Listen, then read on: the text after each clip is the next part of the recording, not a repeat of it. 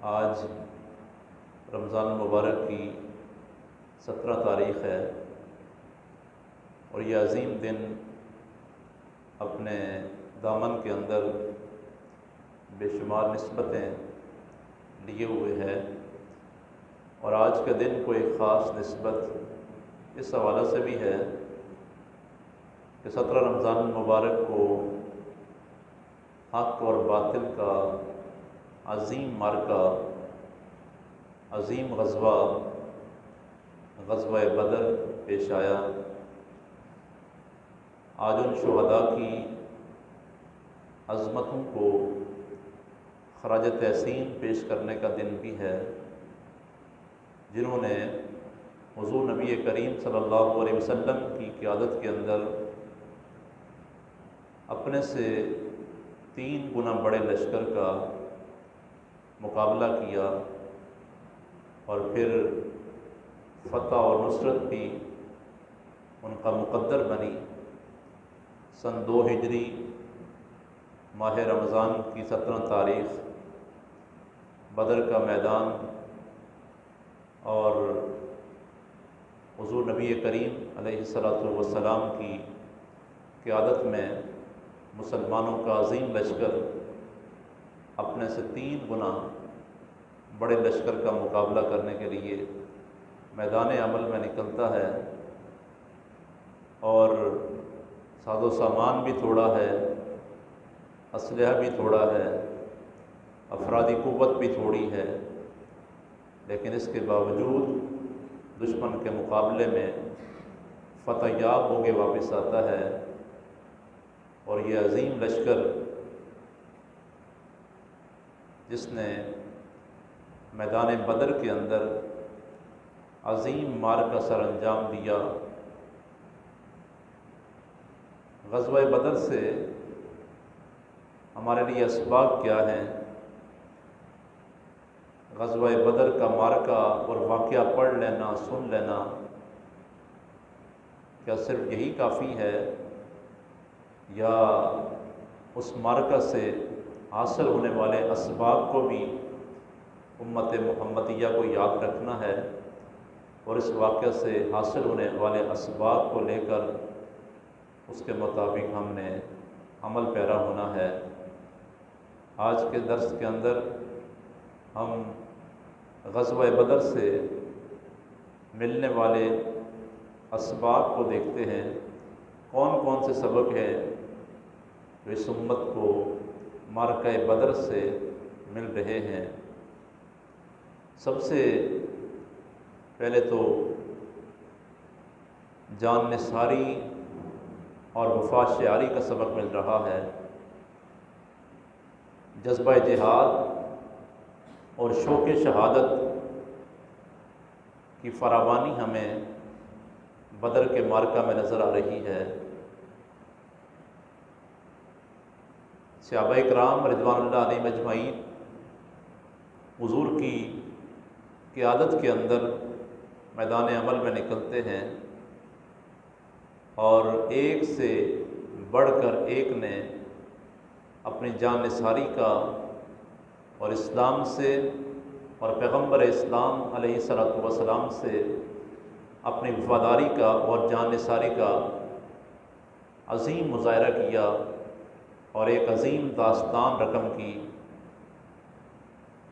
جب حضور نبی کریم علیہ السلام نے جہاد کا اعلان فرمایا، دیکھیں صحابہ کرام اور خاص کر جوانوں کے اندر اس قدر جذبہ جہاد تھا اور شوق شہادت سے سرشار تھے، اور جذبہ جہاد کوٹ کوٹ کر ان کے اندر بھرا ہوا تھا۔ آج کا جوان بھی اپنے آپ پر غور کرے، اپنے گریبان میں جھانکے اور اپنی زندگی کا جائزہ لے۔ ایک طرف غزوہ بدر ہے، صحابہ کرام اور جوانوں کا شوق شہادت اور جذبہ جہاد، اور ایک طرف ہماری زندگی ہے۔ عمر ابن ابی وقاص رضی اللہ تعالیٰ عنہ 16 سال کی آپ کی عمر ہے، چڑھتی جوانی ہے، ہزاروں ارمان اور خواہشیں دل میں ہیں، لیکن جذبہ جہاد اور شوق شہادت اس قدر ہے کہ حضور نبی کریم صلی اللہ علیہ وسلم کی نگاہوں سے چھپ رہے ہیں، کیونکہ سرکار دو عالم صلی اللہ علیہ وسلم نے اعلان فرمایا تھا کہ کوئی چھوٹا بچہ جنگ میں ساتھ نہیں جائے گا، حصہ نہیں لے گا۔ لیکن حضرت عمر ابن ابی وقاص رضی اللہ تعالیٰ عنہ 16 سال کی عمر ہے، لیکن شوق شہادت ہے، جذبہ جہاد سے سرشار ہے، اور سرکار کی نگاہوں سے چھپ رہے ہیں کہ کہیں حضور کی نگاہ مجھ پہ نہ پڑ جائے اور مجھے واپس نہ کر دیں۔ جب چھپتے ہوئے ایک مرتبہ حضور کے سامنے آ گئے، جب سرکار دو عالم صلی اللہ علیہ وسلم نے دیکھا، حضور کو دیکھ کر ان کی آنکھوں سے آنسو آ گئے،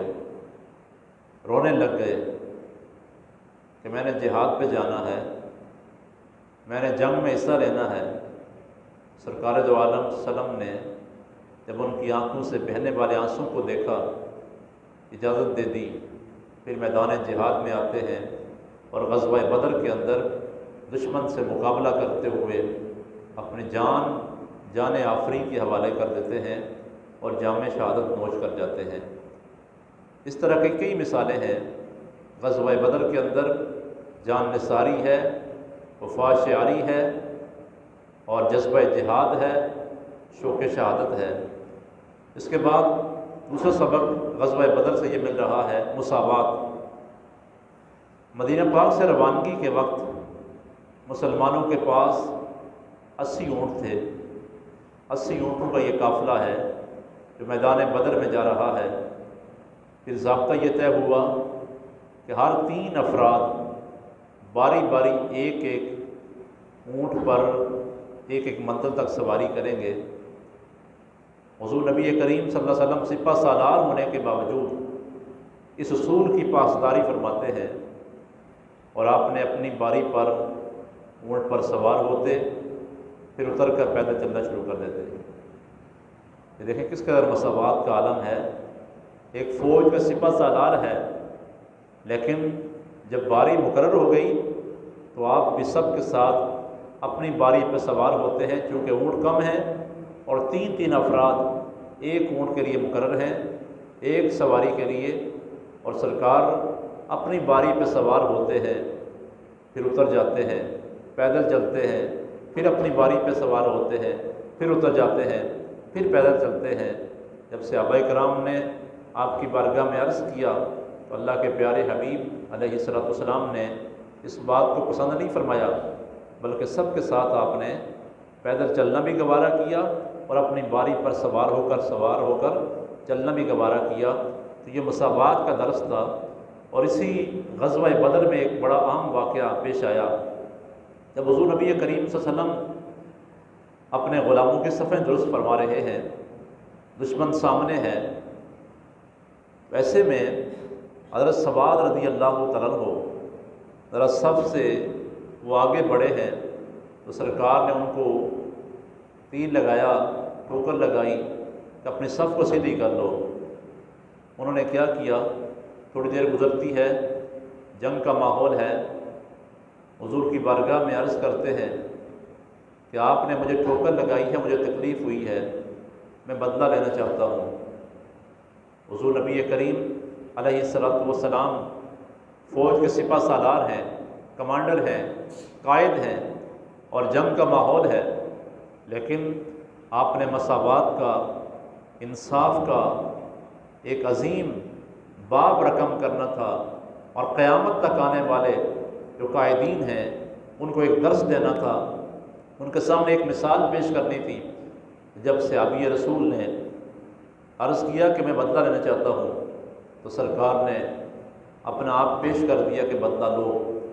انہوں نے کہا کہ جب آپ نے مجھے ٹھوکر لگائی، میرا جسم ننگا تھا، کپڑا نہیں تھا، لہٰذا آپ کا جسم بھی ننگا ہونا چاہیے۔ صحابہ کرام بھی حیران ہیں، یہ کیا ہو رہا ہے، دشمن سامنے ہے، لیکن ایک سپاہی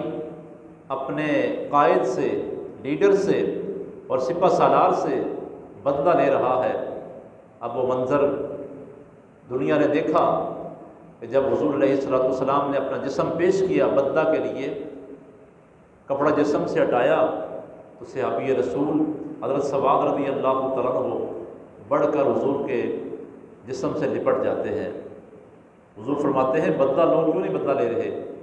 عرض کہ حضور میری کیا مجال کہ میں آپ سے بدلہ لوں، تو پھر کیا تھا؟ عرض کرتے ہیں یا رسول اللہ صلی اللہ علیہ وسلم ہمیں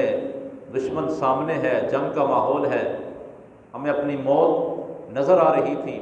اس آخری وقت کے اندر بھی میری یہ خواہش ہے کہ میرا جسم آپ کے جسم سے لگ جائے، اللہ تعالیٰ اس جسم پر جہنم کی آگ کو حرام کر دے۔ یہ تھا مساوات کا ایک عظیم درس جو میدان بدر سے اور معرکہ بدر سے آج کی امت کو نصیب ہو رہا ہے، مل رہا ہے۔ تیسرا جو سبق ہے غزوہ بدر سے وہ یہ ہے کہ درست مشورہ ماننا یہ سنت نبوی ہے۔ مشورہ ماننا یہ سنت نبوی صلی اللہ علیہ وسلم ہے، خواہ مشیر عمر میں رتبے میں کمزور ہی کیوں نہ ہو۔ سرکار نے جنگ کے لیے ایک جگہ منتخب فرمائی، لیکن حضرت حباب بن منظر رضی اللہ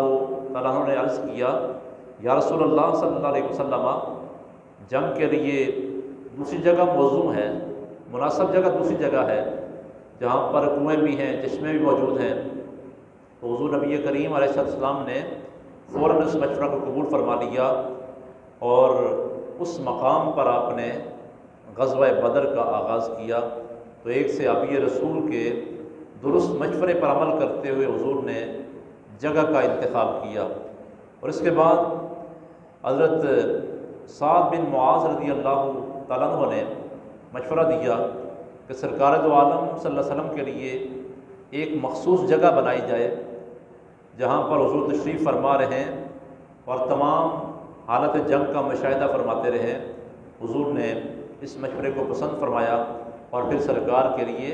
ایک جگہ کا انتخاب کیا گیا، اور وہاں سے ہو کر حضور سارے جنگ کے منظر نامے کو اپنی آنکھوں سے دیکھتے رہے۔ تو مشورہ کرنا، لینا، مشورے پر عمل کرنا یہ حضور نبی کریم صلی اللہ علیہ وسلم کی سنت مبارکہ ہے۔ اس کے بعد جب قیدیوں کا معاملہ ہوا تو اس وقت بھی سرکار نے اپنے غلاموں سے مشورہ کیا، اور پھر اپنے غلاموں سے مشورہ کرنے کے بعد سرکار نے قیدیوں کے بارے میں فیصلہ کیا کہ ان کے بارے میں کیا کرنا ہے۔ تو یہ عام سبق مل رہا ہے کہ کسی بھی اہم کام کے لیے مشورہ کیا جائے، اسی کے اندر بہتری ہے، اسی کے اندر برکت ہے، اور اسی کے اندر کامیابی کے چانس ہیں۔ چوتھا جو سبق معرکہ بدر سے مل رہا ہے کہ وہ اللہ کی بارگاہ میں دعا کرنا ہے۔ بندہ مشکل وقت میں اللہ ہی کی بارگاہ میں جھکتا ہے، اس سے دعائیں کرتا ہے۔ اس غزوہ کے دوران جب مشکل ٹائم تھا، حضور نبی کریم علیہ السلام اللہ کی بارگاہ میں ہم کلام رہے، رب کی بارگاہ میں دعا کرتے رہے۔ حضور کی 10 دعائیں احادیث مبارکہ کے اندر غزوہ بدر کے حوالہ سے مذکور ہیں، جو آپ نے مختلف مواقع پر آپ نے فرمائی، اور جنہیں اللہ نے شرف قبولیت بھی عطا فرمایا اور فتح سے بھی فتح یاب فرمایا۔ سرکار نے اللہ کی بارگاہ میں یہ دعا بھی فرمائی، اے اللہ اگر یہ مٹھی بھر لوگ آج مارے گئے تو روئے زمین پر تیرا نام لینے والا کوئی نہیں رہے گا، یا اللہ ان کو فتح عطا فرما، نصرت سے نواز۔ تو اللہ کریم نے حضور کی اس دعا کو قبول فرماتے ہوئے غزوہ بدر کے اندر پھر فرشتوں کو بھی نازل فرمایا، اور اللہ نے مسلمانوں کو عظیم فتح سے ہمکنار فرمایا۔ پھر اس جنگ کے ماحول میں ایک سبق یہ ملتا ہے کہ حضور علیہ السلام اللہ کی بارگاہ میں گرہ وزاری کرتے رہے، دعائیں بھی کرتے رہے، اور ذکر خدا بھی اپنی زبان پہ جاری و ساری رہا۔ حضرت علی مرتضیٰ شیر خدا رضی اللہ تعالیٰ عنہ فرماتے ہیں کہ میں دشمن کے خلاف داد شجاعت دیتا رہا،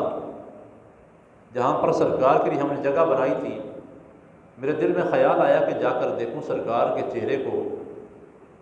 حضور کے چہرہ انور کو دیکھوں۔ جب میں عریش کے مقام پہ آیا، چہرہ مصطفیٰ کی زیارت کی، تو سرکار کی زبان پر یا حی یا قیوم کا ورد جاری ہے، یا حی یا قیوم کا ورد حضور کی زبان پہ جاری ہے۔ حضرت علی فرماتے ہیں کہ میں 2 بار 3 بار آیا، لیکن جب بھی میں اس طرف آیا جنگ کا ماحول ہے، حضور مشاہدہ فرما رہے ہیں، لیکن حضور کی زبان پر اس مشکل وقت کے اندر یا حی یا قیوم کا ورد جاری اور ساری ہے، حتیٰ کہ اللہ نے فتح عطا فرما دی۔ تو مشکل گھڑی میں اللہ کی طرف رجوع کرنا، مراد و وظائف کرنا، دعائیں کرنا، یہ حضور نبی کریم صلی اللہ علیہ وسلم کی سنت ہے۔ تو یہ بھی سبق معرکہ بدر سے مل رہا ہے۔ اور 5واں سبق قوت ایمانی ہے، غیرت ایمانی ہے، اللہ کی ذات پر توکل ہے کہ مسلمان تعداد میں تھوڑے ہیں، 313 مسلمان ہیں، 2 گھوڑے ہیں، 6 زرے ہیں، 80 اونٹ ہیں، 8 تلواریں ہیں، جبکہ مقابلے کے اندر لشکر 1000 کا ہے، اسلحہ سے لیس ہے، سامان سواری زاد سفر بھی سب کچھ وافر مقدار میں موجود ہے، لیکن اس کے باوجود اہل ایمان اللہ کے بھروسے پر امام الانبیاء علیہ السلام کی قیادت کے اندر اللہ پر ایمان رکھتے ہوئے اور قوت ایمانی کی بنا پر میدان عمل میں جاتے ہیں، اور تعداد میں تھوڑے بھی ہیں لیکن عظیم تاریخ رقم کر کے واپس آتے ہیں۔ اور تاریخی فتح جسے قرآن نے اس دن کو یوم الفرقان کہا ہے، قرآن میں اللہ نے اس دن کا نام یوم الفرقان رکھا ہے، یعنی حق اور باطل کے درمیان فرق کرنے والی جنگ، حق اور باطل کے درمیان فرق کرنے والا یہ دن ہے غزوہ بدر کا۔ اسی لیے کہتے ہیں فضائے بدر پیدا کر، فرشتے تیری نصرت کو اتر سکتے ہیں گردوں سے قطار اندر قطار اب بھی۔ آج بھی اگر مسلمان اپنے ایمان کی قوت سے اور جذبہ ایمانی سرشار ہو کر دشمن کے مقابلے میں نکلتا ہے تو معرکہ بدر کا وہ سامنے رکھتے ہوئے اس ماحول کو اگر قوت ایمانی سے اور غیرت ایمانی سے دشمن کے مقابلے میں آئے گا تو انشاءاللہ فتح اس کا مقدر ہوگی، کیونکہ قرآن میں اللہ نے فرمایا ہے وَأَنْتُمُ الْأَعْلَوْنَ إِن كُنتُم مُؤْمِنِينَ، تم ہی سربلند رہو گے اگر تم ایمان رکھتے ہو، اگر تمہارے دل میں ایمان کی غیرت موجود ہے، حرارت ایمانی موجود ہے، تو پھر دشمن کتنا بڑا کیوں نہ ہو، اسلحہ سے لیس کیوں نہ ہو، جدید ترین اسلحہ کیوں نہ ہو، لیکن اگر تمہارے دل میں ایمانی قوت موجود ہے، جذبہ ایمانی موجود ہے، غیرت ایمانی موجود ہے، تو پھر تم دشمن کے کئی گنا بڑے لشکر پر بھی غالب آ سکتے ہو۔ غزوہ بدر سے، معرکہ بدر سے ایک سبق یہ مل رہا ہے۔ اور ایک چھٹا سبق یہ ہے کہ لکھنا پڑھنا کتنا ضروری ہے، کہ اگر کفار سے بھی مدد لینی پڑے تو اس میں حرج نہیں ہے۔ دیکھیں جو قیدی قید ہو کے آئے تو فیصلہ کیا ہوا کہ فدیہ دینے سے جو عاجز ہیں، فدیہ ادا نہیں کر سکتے، انہیں کہا گیا کہ تم مسلمانوں کے 10 بچوں کو لکھنا پڑھنا سکھا دو تو تمہیں آزاد کر دیا جائے گا۔ تو لکھنے پڑھنے کی اہمیت، علم کی اہمیت معرکہ بدر سے اور اس کے بعد کے ماحول سے بالکل ظاہر ہو رہی ہے کہ دشمن ہے، قیدی ہیں، لیکن فدیہ ادا نہیں کر سکتے، تو حضور نے فرمایا کہ تم ایسے کرو کہ تم مسلمانوں کے 10 بچوں کو پڑھنا لکھنا سکھا دو، ہم تمہیں آزاد کر دیں گے، جس سے لکھنے پڑھنے کی اہمیت بھی واضح ہو رہی ہے۔ اور ایک آخری سبق معرکہ بدر سے حسن اخلاق کا سبق ملتا ہے۔ آج اخلاقیات ہماری بہت زیادہ خراب ہو گئی، ہم نے حضور کے اخلاق کو چھوڑ دیا، اخلاق محمدی کو ہم نے ترک کر دیا، صحابہ کرام کے حسن معاشرت اور حسن اخلاق کو ہم نے ترک کر دیا۔ معرکہ بدر میں جو لوگ قیدی بن کے آئے ان کے ساتھ بھی حسن اخلاق کا معاملہ کرنے کا حکم ارشاد فرمایا گیا صحابہ کرام کو۔ حضرت مصعب بن عمیر رضی اللہ تعالیٰ عنہ حضور کے صحابی ہیں، ان کی ڈیوٹی ہے جہاں پر قیدی ہیں ان کی نگرانی کرتے ہیں، ڈیوٹی کرتے ہیں۔ آپ کے بارے میں آتا ہے کہ جب کھجوریں قیدیوں کو آپ دیتے آپ خود کھاتے خشک کھجوریں اور قیدیوں کو دینے کی باری ہے تازہ کھجوریں ان کو دے رہے ہیں۔ وہ قیدی بھی حیران ہے، دشمن ہے، قید میں آئے ہیں، پوچھا تم ایسا کیوں کرتے ہو؟ خود تو خشک کھجوریں کھا رہے ہو اور ہمیں تازہ کھجوریں دے رہے ہو۔ حضرت مصعب بن عمیر رضی اللہ تعالیٰ عنہ فرماتے ہیں کہ ہمیں ہمارے نبی صلی اللہ علیہ وسلم نے یہی حکم دیا ہے کہ ہم مجرموں کے ساتھ بھی ایسا سلوک کریں، مجرموں کے ساتھ بھی ایسا سلوک کریں، خود خشک کھجوریں کھا رہے ہیں اور قیدیوں کو تازہ کھجوریں دے رہے ہیں۔ اگر اس طرح کا حسن اخلاق ہمارے اندر آ جائے، اس طرح کی اخلاقیات کہ ہم پیکر بن جائیں،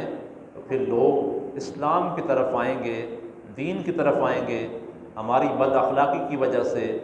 ہماری بد زبانی، بد کلامی کی وجہ سے لوگ اسلام سے دور ہو جائیں، دین سے دور ہو جائیں، تو اس پر بھی ہمیں غور کرنا چاہیے۔ تو غزوہ بدر سے